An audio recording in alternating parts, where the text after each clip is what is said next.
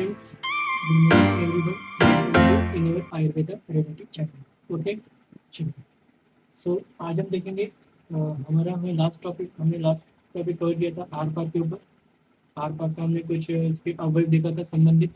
अब हम देखेंगे अन्न पचन के विभिन्न अवस्थाएं. ठीक है, आहार पाठ का ये टॉपिक है जिसमें हम देखेंगे अन्न पचन की विभिन्न अवस्थाएं. ठीक है, विभिन्न अवस्था में देखो 6 अवस्थाएं होती है. ओके, अन्न पचन के विभिन्न अवस्थाओं से 6 अवस्थाएं होती है. ओके, ठीक है. ओके, सो पहली अवस्था होती है मुख अंतर्गत पाचन करना, अन्न प्रवेश, अन्न पचन, और फिर बाद में होता है आहार परिणामांतर भाव, और फिर होता है अवस्था पाक, और फिर होता है विपाक. ओके, चलो. तो सबसे पहले देखेंगे हम शुरुआत के 3 देखेंगे अभी इस लेक्चर में, फिर बाकी के 3 हम नेक्स्ट लेक्चर में कंटिन्यू करेंगे. ठीक है, तो देखो मुखांतर्गत पहली प्रक्रिया होती है मुखांतर्गत पाचन करना. पहली प्रक्रिया होती है मुखांतर्गत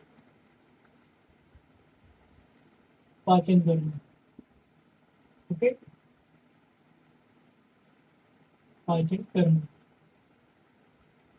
ठीक है, दूसरी प्रक्रिया होती है दैट इज अन्न प्रवेश. अन्न प्रवेश. और तीसरी प्रक्रिया होती है इट इज अन्न पाचन. ठीक है, अब हम 3 देखेंगे. ओके, और बाकी के 3 देखेंगे नेक्स्ट. इसके बाद की जो 3 है वो हम नेक्स्ट लेक्चर में कंटिन्यू करेंगे. ठीक है, ठीक. तो अभी यहाँ पे बोर्ड व्हाइट बोर्ड बहुत छोटा है, जिसके कारण मैं सारी चीज़ों को मैं यहाँ पे लिख नहीं सकता फिलहाल. ठीक है, सो मैं आपको मेरी स्क्रीन के साइड में अगर आपको दिखते होंगे, मेरी स्क्रीन साइड में अगर आपको दिख रहा होगा इसकी फोटो मुखांतर्गत पाचन करूँ, तो उस फोटो को देखिए, वहाँ पे देखिए, मैं आपको पढ़ के समझाता हूँ. ठीक है, देखिए पहला क्या बोल रहा है मुखांतर्गत पाचन करना. मतलब मुखांतर्गत पाचन करना क्या होता है, आहार या मुख में प्रविष्ट होने पर शीघ्र ही तो वहां से स्थानीय दोषों को कार्य प्रदान करता है. देखो आहार जैसे मुख में प्रविष्ट हो गया, आहार को खा लिया, तो आहार हमने मुख के अंदर खा लिया, मुख में जो दोष है तो वहां पर है, तो वो जल्द से जल्द अपना काम शुरू करने को तैयार रहते हैं. इसमें मुखस्थित कफ एवं लालच स्राव के द्वारा अन्न का आदर होता है. अब इसमें देखो मुख में कफ होने के कारण जैसे हम अन्न को खाए, अन्न को खाने के बाद हमारी जीभ में जो लालच स्राव हो रहा है उसमें कफ दोष प्रेजेंट है, उसका क्या होगा, आद्र किया जाएगा. ठीक है, फिर जीवा स्थित बोधक कफ. अब जीवा में कौन सा कफ स्थित होता है आप सभी को पता है, बोधक कफ. ठीक है, यह अन्न के रस का ज्ञान, यह क्या कहते हैं, अन्न की रस का ज्ञान करवाता है. ठीक है, और अन्न का रस का ज्ञान किसके द्वारा करवाएंगे, किस वायु के द्वारा करवाएंगे, प्राणवायु के द्वारा नहीं करवाएंगे. ठीक है, सो ये था हमारा मुखांतर्गत. और फिर क्या होगा, कराता है फिर प्राण एवं उदन वायु अपने कार्य के द्वारा अमाशय एवं पक्वाशय या ग्रहणी स्थिति, जिसको हम पक्वाशय भी कहते हैं, समान वायु तथा पाचक पित्त का क्या करते हैं, उपयोग करते हैं. ठीक है, अन्न को अंदर में लेने के लिए. ओके, तो सबसे पहले क्या था कि हमने जैसे अन्न खाया, अन्न खाने के बाद हमारे जो लालच स्राव में जो दोष प्रेजेंट था वो अपना कार्य शुरू किया, तो आद्र करने का कार्य शुरू किया. फिर बाद में क्या हुआ, इसमें जो मुख में जो कफ स्थित होता है, जिसको लालच स्राव के द्वारा लोग बोधक कफ कहते हैं, जो जीवा में रहता है. लालच स्राव डायरेक्ट जीवा से कॉन्टेक्ट करेगा, जिसमें बोधक कफ प्रेजेंट रहता है. फिर बाद में जीवा स्थित बोधक कफ ये अन्न के रस का ज्ञान करेगा, किसके द्वारा, प्राणों के द्वारा. ओके, ये प्राण एवं उदन वायु अपने ही द्वारा आमाशय, अपने ही कार्यों के द्वारा उस अन्न को आमाशय या ग्रहणी तक पहुंचाने का कार्य करेंगे. ठीक है, ओके. सो अब अन्न हमने खाया, तो अन्न को हमने चवन भी कर रहे हैं, अन्न का चवन कर रहे हैं, तो अन्न का चवन करने के बाद आर्द्रता निर्माण हो रही है, आर्द्रता निर्माण के रस निर्माण हो रहे हैं. ठीक है, यह मुखांतर्गत. देखो मुख के अंदर क्या क्या हमने अन्न का क्या क्या हो रहा है, अन्न का क्या क्या परिवर्तन हो रहा है, सब मुख अंतर्गत में देख रहे हैं. ठीक है, सो अब नेक्स्ट है हमारा दैट इज अन्न प्रवेश. अभी हमने मुखांतर्गत में क्या क्या देखा, हमने कि इसमें क्या कौन कौन से कफ आए थे, हमने देखा था बोधक कफ देखा था, और कफ दोष देखा था, प्राणवायु, उदान वायु. इतने सारी चीजें हमें मुखांतर्गत अन्न पचन में देखने को मिली. ठीक है, अब देखेंगे नेक्स्ट अन्न प्रवेश. नेक्स्ट है हमारा अन्न प्रवेश. ओके, नेक्स्ट कौन सा हमारा अन्न प्रवेश. तो देखो अब अन्न प्रवेश, अब दांतों के द्वारा हम क्या कर रहे हैं, हमारे अन्न को चरण कर रहे हैं, मतलब चबा रहे हैं। ठीक है, हमने उस अन्न को चबा लिया है।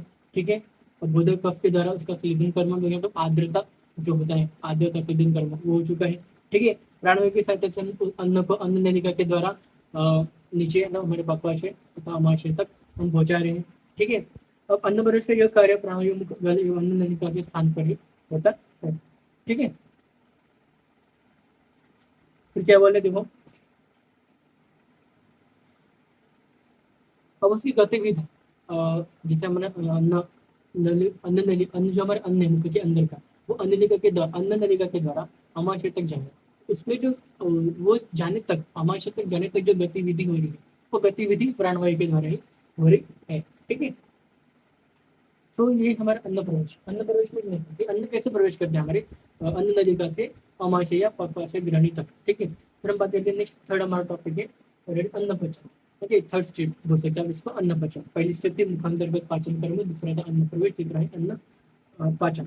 अन्न पाचन देखो, हम अन्न पाचन की बात करें तो इसमें देखो दो जगह में पाचन प्रक्रिया होती है, तो अमाशय में होती है तो ग्रहणी में होती है। ठीक है, तो हम देखेंगे अमाशय की पाचन प्रक्रिया, फिर हम देखेंगे ग्रहणी की पाचन प्रक्रिया। ओके, अमाशय की पाचन प्रक्रिया क्या अमाशय की पाचन प्रक्रिया क्या बोलती है देखो, अमाशय में प्रवेश हुए अन्न का वही स्थिति विभिन्न स्त्रावों का क्लेदक कफ के द्वारा क्या होता है, भिन्न भिन्न संघात किया जाता है। देखो अमाशय में अब अन्न प्रवेश हो चुका है। ठीक है, जितना उसको रस बनना था, जितना उसको सॉलिड फॉर्म में बनना था, उतना वो बन चुका। अब वो अन्न लेने के द्वारा हमारे आमाशय में प्रवेश कर चुका है, स्टमक में प्रवेश कर चुका है। अब वहां पर उसको अब और एक वहां पर उसको एक प्रवेश करना पड़ेगा, आप इसको और फिर से अपने आप को तोड़ना पड़ेगा। उस अन्न जो अन्न टूटा हुआ आया है, अब उस अन्न को फिर से टूटना पड़ेगा। तो किसके द्वारा? वो क्लेदक कफ के द्वारा होगा। वो क्लेदक कफ के द्वारा ही अन्न को फिर से रस के फॉर्म में करेगा। ठीक है, मृदुता लाएगा। ठीक है, अब वहां से वो अपनी गतिशीलता, जो उस अन्न की गतिशीलता है, वो अब प्रॉपर वे में चलने लगेंगे, एकदम फास्ट वे ऑफ मोड में चलने लगेंगे। ठीक है, क्योंकि देखो लिमिटेड, अब देखो अन्न का भी अमाउंट डिपेंड रहता है उस व्यक्ति के ऊपर, वो कितना अमाउंट ऑफ फूड इंटेक करता है। ओके, तो उतने अमाउंट ऑफ टाइम लगता है उस फूड को फटाफट अपने कार्य को करने के लिए। ठीक है, देखो बस इतने बता। अन्न पाचन में क्या है कि अब आमाशय में पाचन कैसे होगा कि स्नायु के द्वारा आमाशय में जो अन्न है, स्नायु के बनने के कारण निरंतर गतिशीलता बनी रहेगी। गतिशीलता करने के कारण आमाशय में अन्न अच्छी तरह से मिल जाता है। अब देखो गतिविधि बनती, अंदर आमाशय के अंदर हमारी जो गतिविधि है वो बनी रहेगी, और वो कभी ना कम होगी ना ज्यादा होगी। इसी कारण क्या होगा, अन्न है एकदम अच्छे से पाचन प्रक्रिया, अन्न अच्छे से पाचन हो जाएगा। ठीक है, अब साथ ही कृतक भी अन्न द्रव्य में अच्छी तरह से मिश्रित हो जाता है। आहार द्रव्य के साथ लिंग द्रव्य अन्न का बनने वाला में सहायक होते हैं। ठीक है, बस इतना ही आपको याद रखना है। ठीक है, एक स्टेप वाइज मैं आपको बता रहा हूँ। ठीक है, मैं आपको एकदम डिटेल में समझा के नहीं, डिटेल में आपको मैं समझा के बोर करना चाहता नहीं। ठीक है, मैंने आपको स्टेप वाइज समझा देखा है। मुखान लेकर पाचन करना, फिर अन्न प्रवेश, फिर अन्न पाचन। अन्न पाचन में भी हमने समझ देखे अमाशय में पाचन कैसे हुआ कि काया गतिविधि बनी रही, इसी कारण अन्न का पाचन हुआ। ये कफ और प्राणवायु, यहाँ पे प्राणवायु का वो लगेगा। ठीक है, और मृदुता, यहाँ पे मृदुता आएगी। अब यहाँ पे जब अन्न फिर से टूट रहे हैं, तो यहाँ पे मृदुतापन आएगा, उस अन्न में मृदुता आने लगेंगे। ठीक है, अब हम देखते हैं नेक्स्ट स्टेप है हमारी ग्रहणी पचन प्रक्रिया। अब देखो अमाशय में अन्य स्टेप नहीं, अब अमाशय में पाचन प्रक्रिया देखा हमने कि कैसे हुई। अब देखेंगे ग्रहणी की पाचन प्रक्रिया कैसे है। ठीक है, देखो अमाशय से अब ग्रहणी में प्रवेश होता है अन्न, अर्धपक्व अवस्था में होता है। अमाशय से जब ग्रहणी में अन्न का प्रवेश होता है, तो अर्धपक्व स्थिति में मतलब आधा पका हुआ और आधा पाचन किया हुआ अन्न प्रवेश होता है हमारे ग्रहणी में। ठीक है, इसलिए यह ग्रहणी को पचना पचवा मनुष्य भी कहा गया है। ग्रहणी में अन्न पहुंचने पर वहां से समन्वय को प्रेरणा से पाचक रसों का स्त्राव प्रारंभ होता है। इस स्त्राव से यकृत आने वाले अग्नाशय आने वाले तथा साक्षात ग्रहणी को अभ्यंतर त्वचा से साबित होने वाले पाचक पित्त का समावेश होता है। ठीक है, अब देखो क्या हो गया यकृत में। अब देखो ग्रहणी आ गया, ग्रहणी में अब यकृत, अब ग्रहणी के पास सिर्फ यकृत भी है। ओके, ठीक है, अब यकृत से जो आने वाले अग्नाशय है, अब यकृत से कुछ आएंगे जो अन्न को फिर पाचन में हेल्प करेंगे, ग्रहणी में पक्वाशय में। ठीक है, ओके, पाचक पित्त का समावेश होता है। ग्रहणी का पाचक स्राव का परिणमन करना, और फिर ग्रहणी की पाचन प्रक्रिया पूर्ण होने पर पाचक के साथ पित्त रूप में रूपांतर करता है। अब देखो ग्रहणी में होता है जो आप जो पढ़ते हो सार्वपित्त का जो रूप पढ़ते हो वो कहाँ पे होता है, ग्रहणी में उसका क्या होता है, कार्य चलते रहता है। ठीक है, ग्रहणी में उससे कन्वर्जन होता है। सार्वपित्त रूप इसमें कौन कौन रिस्पॉन्सिबल, कौन सा फैक्टर रिस्पॉन्सिबल है, और हम बात करें समान में रिस्पॉन्सिबल है। ठीक है, और यहाँ पर पाचक पित्त, यहाँ पे आते हैं पाचक पित्त, जो मेन पित्त होता है पाचक पित्त और समन्वय, यहाँ पे इन दोनों का factor most of the responsible है कि उसको विस्तार पित्त भाग में कन्वर्ट करने के लिए। ठीक है, तो ये समन्वय का हमने कार्य देखा था कि अन्न विवेचति मुच्यति, ये समन्वय कार्य है। तो वही विवेचति मुच्यति में ही सार्व पित्त का कन्वर्शन हो रहा है, तो वही कन्वर्शन यहाँ पर बताया गया है। ठीक है, बस इतना याद रखो आपको, इतने ही इसी वे में आपको याद रखेंगे बस। इससे ज़्यादा अगर आप डिटेल इसको और पढ़ेंगे तो आप खुद कंफ्यूज हो जाओगे। ठीक है, और नोट्स में आपको थोड़ा बहुत डिटेल में रहेगा तो आप वहाँ से पढ़ लेना, इसके आगे का भी रहेगा आपको नोट्स में, लेकिन कुछ इंपॉर्टेंट बस एक बार रीडिंग मारना। लेकिन मैंने जहाँ तक पढ़ा है, मैंने जहाँ तक आपको बताया है स्टेप बाई स्टेप, आपको वहाँ तक तो कंपलसरी पढ़ना है और लिखना भी है। ठीक है, तो हमने आज हमें 3 स्टेप देखे।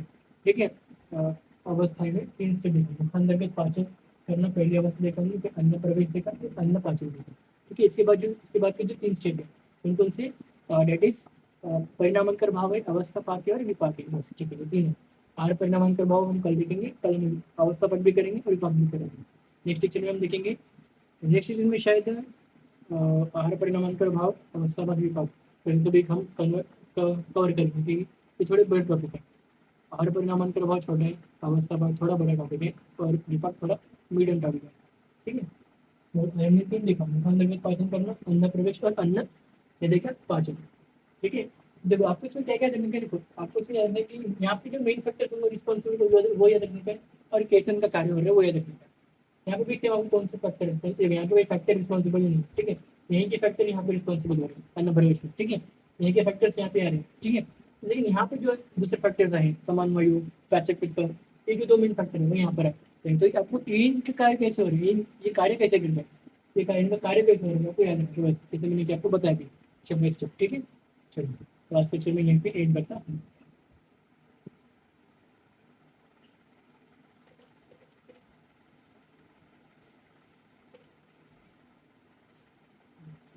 और मैं बोलना पसंद चाहता हूँ कि इस दिवाली के तक या दिवाली के बाद मेरी कोशिश रहेगी कि मैं लेक्चर्स को डिजिटल मोड में लेने लगूँ। ठीक है, मेरी ये कोशिश है कि दिवाली के बाद लेक्चर्स को डिजिटल मोड में ले सकूँ।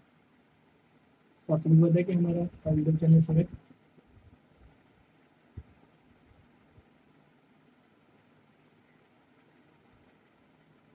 आगे रहेगा रेडी करके दूसरा हमारे सुबह इंस्टा का ऑफिशियल पेज तो भी आयुर्वेदा रेडी करके दूसरा हमारे सूर्य व्हाट्सएप का ग्रुप, ये BMS first year news lectures, तो चलता है टेलीग्राम का चैनल सेम नाम है BMS फर्स्ट ईयर न्यूज़ और लेक्चर। ठीक है, ओके देखो हमारे यूट्यूब में लेक्चर भी देखो, मेरा शेड्यूल थोड़ा बिजी है। ठीक है, जिसके कारण जो लेक्चर्स हैं वो अभी वीकली हैं, सितंबर तक तो हमारे चैनल में लेक्चर्स वीकली हैं, फिर सैटरडे संडे भी चाहिए। ठीक है, सितंबर तक, सितंबर मंथ तक। ओके, मिड ऑफ सितंबर तक या सितंबर मंथ तक आपको लेक्चर सैटरडे संडे को मिलेंगे हमारे चैनल में। और फिर 1 अक्टूबर से तो आपको जितने भी सब्जेक्ट है ना, पदार्थ, क्रिया, संहिता और प्रश्न के लेक्चर्स आपको कंटिन्यू आते रहेंगे 1 अक्टूबर से, मतलब डेली आएंगे। फिर 1 अक्टूबर से डेली आपको लेक्चर्स आते रहेंगे। ठीक है, तो कोई टेंशन नहीं की जरूरत है। ओके, ठीक है, तो यूट्यूब चैनल में डेली लेक्चर्स डाल रहा हूँ, लेकिन डेली लेक्चर डालता हूँ। तो वे करने का, लाइक करने का, सब्सक्राइब करने का, फ्रेंड्स को शेयर करने का बनना है कि मैं आपके ही लैंग्वेज में पढ़ा था। ठीक है, तो इंस्टा में लेक्चर के अपडेट्स डालता तो नहीं हूँ, लेकिन आते हैं लेक्चर के अपडेट्स कभी आते हैं। ठीक है, तो व्हाट्सएप में daily video link of lecture सब नोट्स आते रहते हैं, और टेलीग्राम में भी same daily video link of सब नोट्स आते रहते हैं। ठीक है, व्हाट्सएप के थ्रू मैं आपके डाउट को भी डिस्कस करता हूँ या आपको डाउट को क्लियर करता हूँ। ठीक है, सो थैंक यू।